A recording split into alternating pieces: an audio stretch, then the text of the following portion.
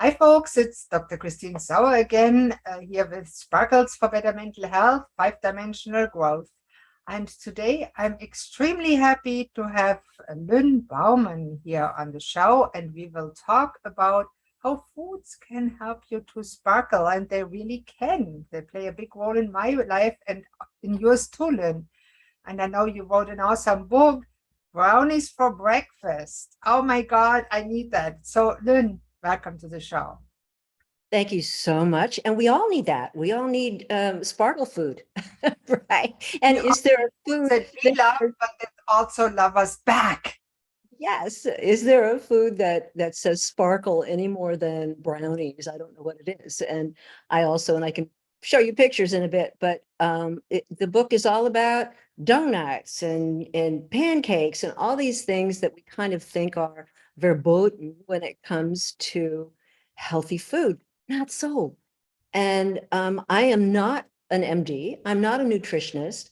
I'm a grandma who has reversed her own type 2 diabetes by not doing what the doctors told me. Love Sorry, it. but you know this better than anyone. The science of nutrition has changed so much in the last 15, 20 years. And I was diagnosed in the 80s, late 70s with type 2 diabetes. I had gestational diabetes.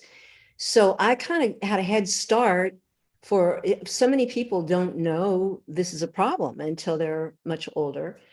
And my mother had died of a chronic disease when I was 18.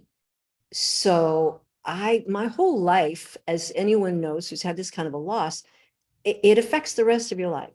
There's nothing that you do that isn't related in some way, I think, to that.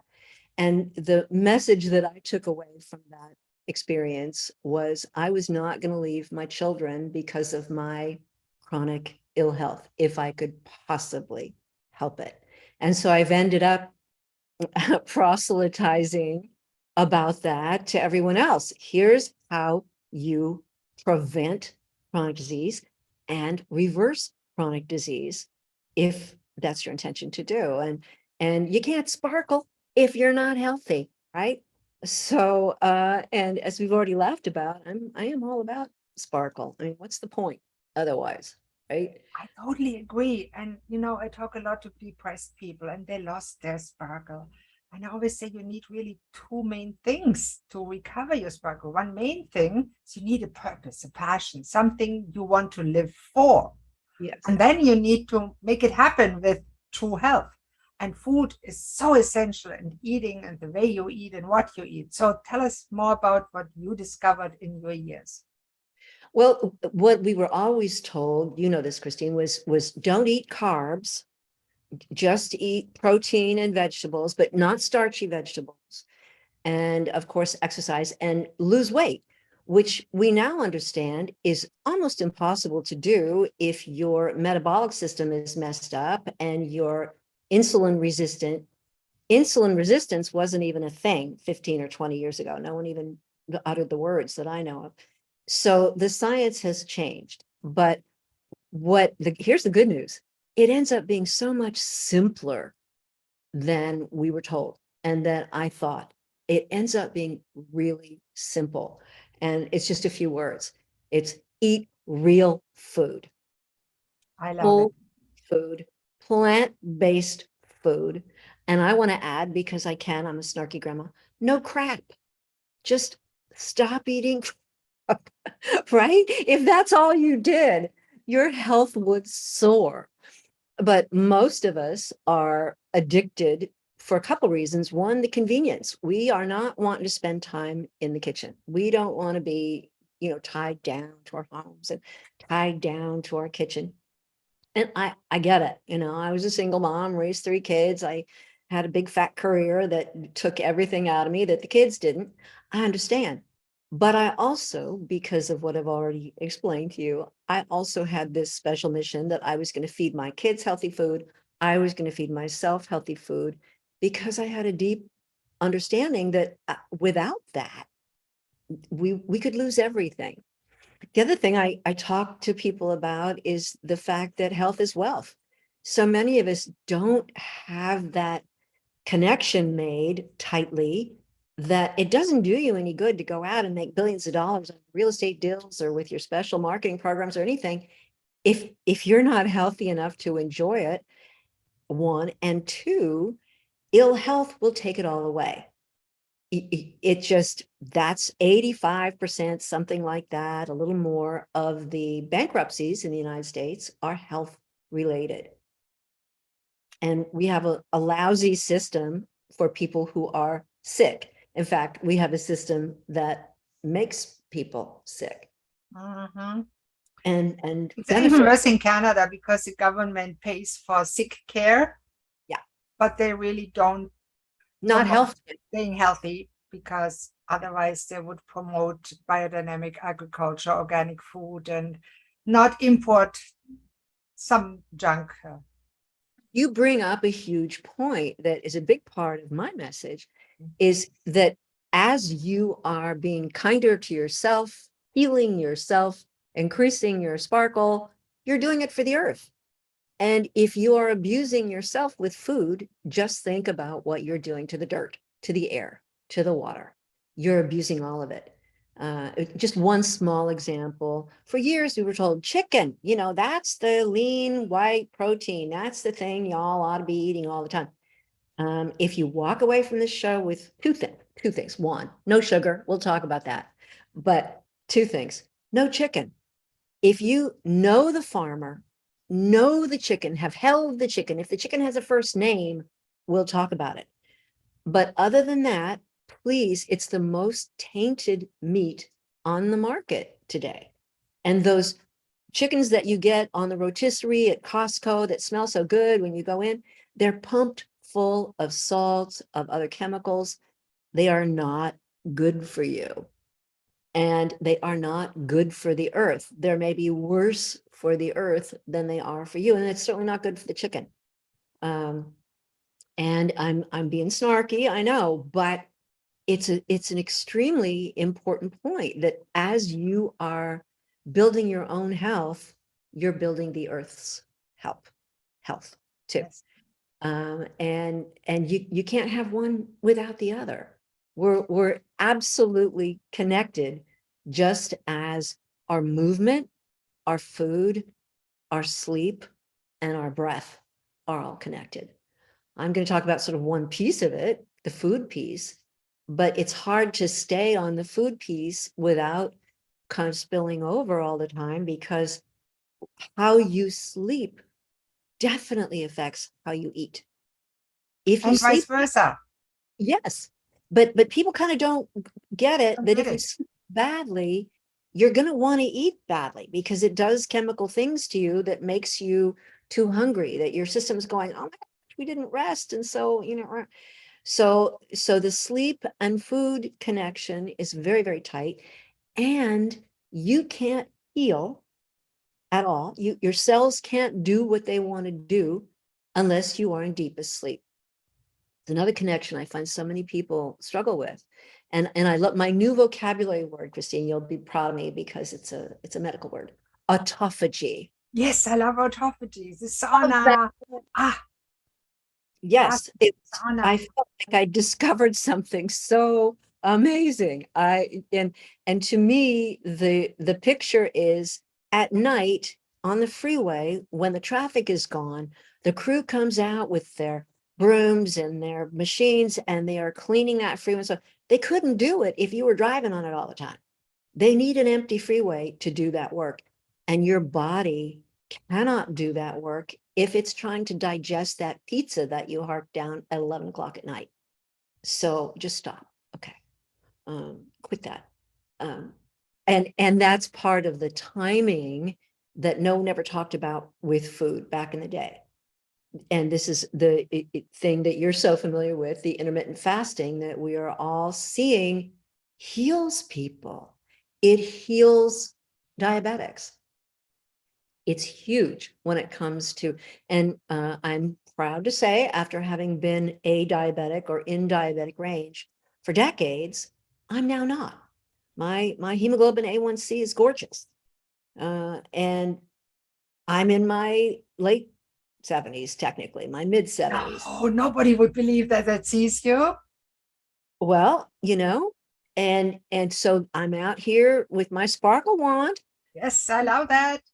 saying you can do it. You know, I had a bit of a jump on folks because I knew soon earlier in my life than some do that this was really important. But I was told that diabetes, type 2 diabetes, is a progressive, and it's a progressive disease, And it's incurable. and it's incurable, and it's just never, and it's gonna increase, and blah blah blah. BS. It's not. But you have to make a commitment. You have to really be on it. And here's the good news.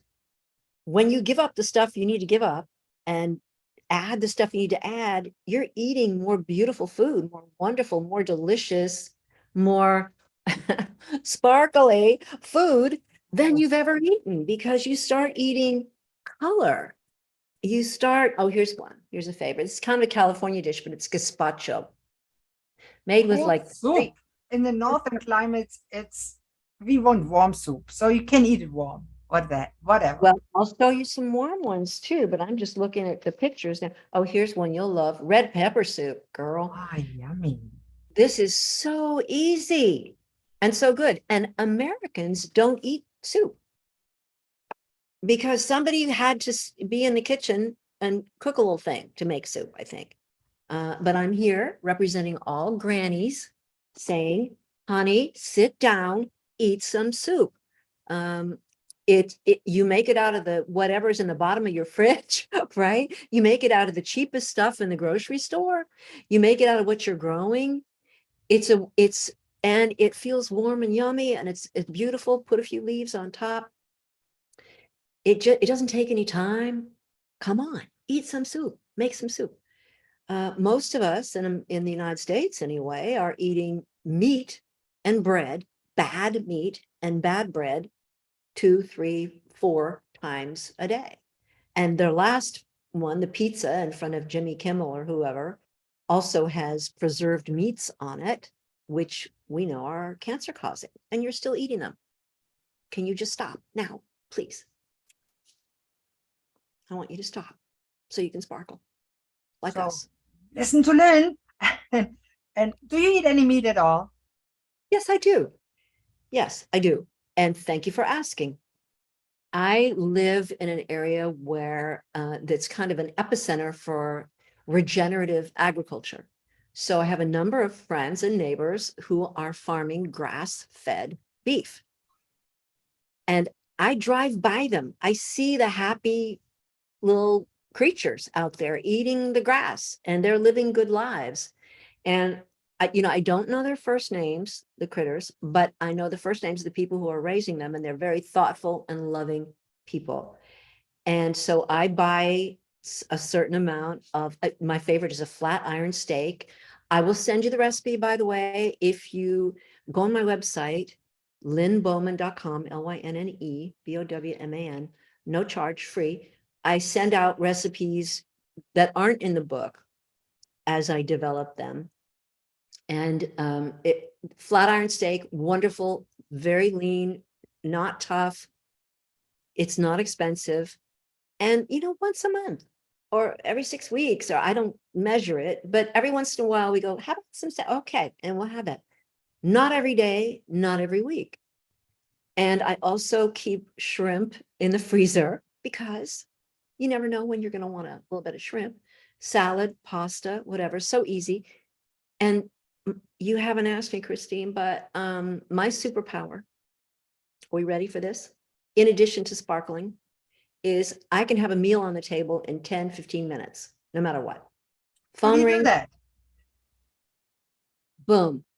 Because when you're a single mom and you have a bunch of little screamy kids, you figure that out, right? And I was going to feed them healthy, so we couldn't just drive through, which is what most folks are doing now. But I can throw a meal on the table, and you can too. It's not complicated, doesn't take time, it's easy. And my book is designed for 8-year-olds, 85-year-olds. If you measure carefully, great. If you don't, it's okay. I and personally go with intuitive cooking. there And you go. after you have a little bit experience in cooking, yes, you need a little bit experience. So when you start cooking, yes, follow a recipe like yours, they're awesome. But once you're comfortable, hey, just throw something in, add a few nice spices, and voila, is the food. I love that you say that. It's awesome. And, I want you to eat everything in your fridge, right down to the plastic on the shelves. Mm. The less food you throw away, the healthier you are and the healthier the climate is and Well, it all that. depends if you have the good food in the But fridge. yeah, If you want to throw food away, throw the junk away. well, don't get the junk to begin with. Just don't. And I spend time in the book talking about reading labels. What do labels really mean? And particularly the macros that say how much protein and how much potassium and so on. It's basically BS. It's a legal requirement that people have to meet, but it's not anything that is really true enough to guide your eating very well. I always tell people, don't bother with the amounts, go straight to the list of ingredients. What does it say is in this food? Number one, Because sugar. Number two, high yeah, fructose corn syrup. Throw it yeah, out, don't buy it. right, right. And if it has 5 or 6 or 7 or 8 ingredients, it's suspect. And if you don't know what any of those ingredients are or how to spell them or anything, it's suspect. Don't do it. But what it comes down to is if it's in a bag or a box, you're better off without it, most likely. That is so true. And I have to get back to the chickens because I love chickens, not the industrial chicken, but we used to have chickens ourselves. Yeah, We had that's different. 25 laying hens and we raised up to 30 meat birds. And what a pleasure to see them walk over the lawn with their little feet. They're so sensitive, the feet. Whoever has touched the feet of a chicken and know how soft the fur is on the chicken top. They love dandelion, they love chives. I even had a little Toastmaster speech about the chicken, the misunderstood animal, because they really are. So that's the kind of chicken you can safely eat.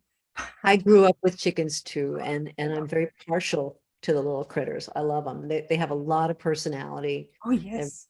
they're very sweet. But we live in the country now, and so you have a completely different relationship. We have foxes and bobcats and Oh, yeah. They eat chicken turkeys, too. wild turkeys, and all Hogs. kinds. Yes, but chicken that you buy in the grocery store, no, just no. That's a big fat no. A bucket of no, as my granddaughter loves to say. Yeah. Yeah. And I'm sometimes surprised that people that say, oh, I only eat grocery bought chicken because I don't want to see them slaughtered. Isn't that a Mhm. ridiculous argument? Yeah, it is. In fact, and I have a young friend who just went off to college, a dear friend who grew up right here. And she claims, and I think rightly so, if you haven't killed an animal, you shouldn't eat an animal. You need to be part of the, and she's been up in the North Woods shooting moose and things, um, which isn't a thing I aspire to do, but I admire that she really understands that connection, that you really don't get to do one without doing the other. I'm not I love vegan. that idea because it leads us to the natural way of eating, like our ancestors eat. And I say that a lot. And the native cultures always do it. They give thanks when they take an animal and they value the meat. They don't just say, oh my God, here's another steak. No, Yeah. it's a different relationship. Yes. And that goes right to the heart of what we're talking about is when you're driving through and when you are eating out of a bag or a box, and when your kids are eating out of a bag or a box, that's not eating. Eating is a whole experience that involves community and gratitude and ritual, whether you think so or not, it does. And if you're not including that in your family life, um, here's my granny shake, but I want you to do it. I want you to think about how you can include more thought, more ritual, more gratitude. You know, moms and dads are racing around, taking their kids to violin and choir and soccer and all these things. And I want to put out what's more important, knowing how to sit down with people and share ideas, share food, argue your point, pass the salt. Kids are growing up now without that skill set. And you're shipping them off to this expensive college that took all that trouble to get the kid accepted at. And the kid goes off to the dorm and has no idea how to eat a meal in company with a professor. And I'm going to suggest that you might want to think about that. Food is culture. Very much the, so. Very the much so. Now, Lynn, deep- I often get the argument from people around here. Nova Scotia is one of the poorest provinces in Canada. Well, I can't afford all that good food. I would like to eat better food, but I can't afford it. And the packaged food is so cheap. The Wonder Bread is cheap, and the cheese whiz is cheap. That's a yellow kind of plastic, by the way. What do you say to them? But pay now or pay later. Healthcare is what is going to take you down financially. One, the big view. But two, remember when the pandemic started and everyone said, oh, the shelves are empty. The food's gone. What am I going to do? Well, that was me over in the produce department saying, no, it's good here. There's lots of celery, spinach, arugula, artichokes, no problem. Come on over here and get food. The difference is that there is a cost in your time and energy. You need to prepare the food, but I can still buy a big bag of greens, the most healthful thing I can possibly eat, for $2 at Trader Joe's. So don't tell me that, yes, meat is expensive. Don't eat it. Don't eat as much. Cut down on it. We don't need that much. We don't need to eat that much as most of us do anyway. Right. And I am not vegan, as I've already said. That's not what I'm proposing for you, but to be healthy and sparkle like we do, you need to amp up the green and colored stuff in your diet and dial down on the brown and beige and white. And there is so much. First of all, the best foods you can get are free, absolutely free. In my book, I talk about blackberries, because most of us in the summer have some way that we can drive a little bit or walk out in our back or whatever and pick blackberries. Now you're going to get scratched up and you might get bitten by a bug, but you can pick the most healthful food in the world free, most places. You can also go and pick apples for people like me who have too many. I've got trees. I just can't get out there before the deer do. I would be happy to have you drive up in my driveway and say, can I have some apples? Yes, please take some apples. It's abundant. There is all kinds of wonderful food out there for the taking. And there's a movement now, you know this, to plant gardens in cities that are edible gardens that are free. We can do this. Help people do this. Absolutely. And it's even if you live in a mobile home park. We just moved in one because my husband is getting older and he doesn't want to do that much. We have 3 garden boxes with vegetables. It's amazing what you can grow. Raised beds, so easy. You buy the beautiful tin thing at the hardware store, bring it home, put some dirt in it, put some plants in it, boom. And it does. And I have a kind of a 12-step thing. Here are the 12 things that you want to do to be healthy. And one of them is eat greens 3 times a day.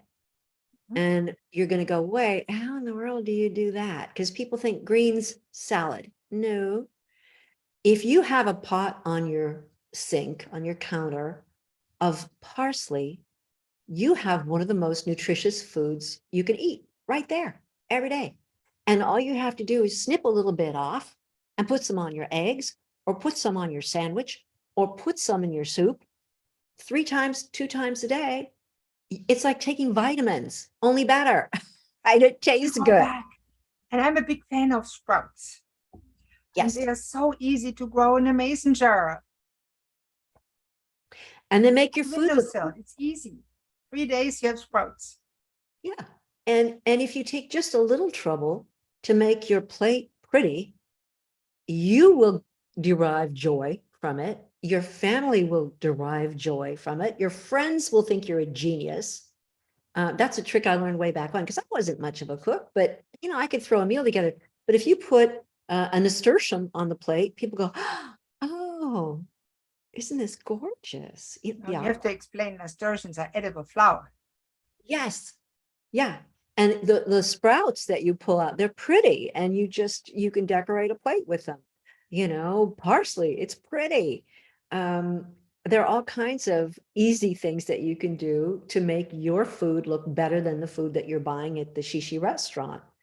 And I have been completely shocked. I just went to Los Angeles and back. I hadn't been in a long time because of COVID. And as people do in the hotel, there's a Starbucks, and I wandered in, and the fruit cup in plastic, which is not ripe melon and some berries and some stuff, I think it was $14. It was 12 or 14 bucks.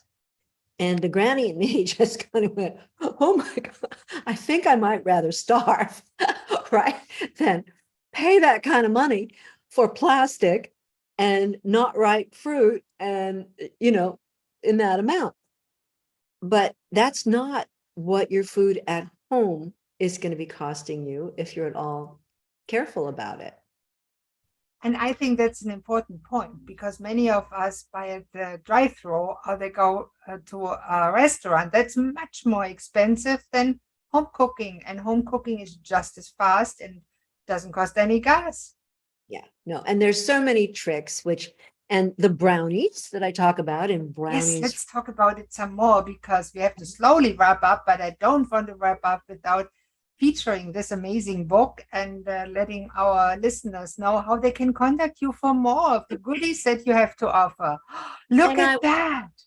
And I have never yet seen a child or a grandpa in my life who wouldn't love a pink frosted donut with sprinkles on it. And this is made with all healthy, good things. No sugar, no flour, easy. You So will to if your invest. listeners can't believe it, you need to contact Lynn and get that book, because it is true. Okay, here's this one. Here's Mimi's badass brownies. And the trick is they are made with nut butter, pumpkin, real cocoa powder, just plain cocoa, eggs or egg substitute, pinch of salt. What am I leaving out? Sweetener. And I talk in the book about the newer sweeteners that are really good. And I don't mean stevia. I mean monk fruit and chicory root, natural sweeteners. Allulose is one that's come out fairly recently that's quite good. And they don't cause digestive upset. They're perfectly healthy, no calories, great taste. And it opens up this whole world of stuff that you can make to satisfy your sweet tooth, but also get rid of your sugar addiction and stop serving sugar to your family. And if you don't tell them, by the way, they won't know. If you announce to your church group that it's a sugar-free brownie, they'll go, "Oh, no, thanks." Right? But if you tell them after they said, "Well, Mrs. Bowman, those are the best brownies I ever ate," you say, "Isn't that great? No sugar, no flour, no oil." Yeah, that's it. I did the same thing I baked those brownies and I gave them to my husband, and he loves brownies and he's diabetic. So I said, "I made you some brownies." "Brownies? I'm not sure." "Well, those you can have. They're really good." And he ate them. So, "Oh my God, they're really good." And I said, "Those are no sugar." They're actually better than the cakey brownies. They're richer, the texture's better, and you're eating a vegetable. They're yummy. It's a miracle. It's a miracle. A sparkly miracle. Nature's a miracle. And I love it that you feature that in your book in a way that even kids can see how yummy, healthy food can be. Yes. Now, Lynn, if somebody is watching that or listening to it and they say, oh my God, I want to learn how to eat healthy while loving the food I'm eating and loving my family and doing something good for myself and the family, how can And they the contact you? and the earth.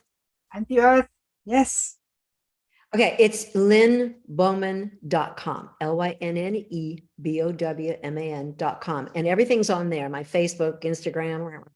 But if you sign up, and it'll show you that book and the other ones that I've done, and it's Brownies for Breakfast on Amazon, easy way to get it, or ask your independent bookseller, tell them that you want, and if they don't have it, they will get it for you from their wholesaler. And just insist. It's like, this book is blowing up. It's fantastic. You have to carry it. And they will get it for you. But if you order it on Amazon, then you can do a review too, which is very helpful. Tells other people what's going on with the book. And so I would urge you to do that. But sign up on my website to be on my mailing list. I don't often send things out, but when I do, it's going to be something wonderful for you to cook, easy, healthy, so on. So sign up for that, and then send me a note. There's a contact place on my website. I love hearing from people, getting pictures of what you've made and how it looked and how it went over with your family, whatever. Or if you have questions, I love that kind of feedback. It really helps me keep doing what I'm doing, as I'm sure Christine is the same way. I need to hear from you, and I enjoy hearing from you. By all means, we love feedback from people that we serve. And Lynn, thank you so much for being on the show. And all the links will be on the video and in the context and in the show notes, of course. And thank you so much for sharing your wisdom as a grandma and cook and type 2 diabetic that is no longer a type 2 Sure. diabetic, because Right. you reversed it, which is possible, and still many doctors won't accept it, but it is. Just because something is common doesn't mean it is normal.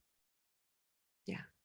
Yeah. And so thank you very much for being on the show. And that is the end of today's show. Thank you very much. And please subscribe to the next episode and send me feedback how you like the show. Bye-bye.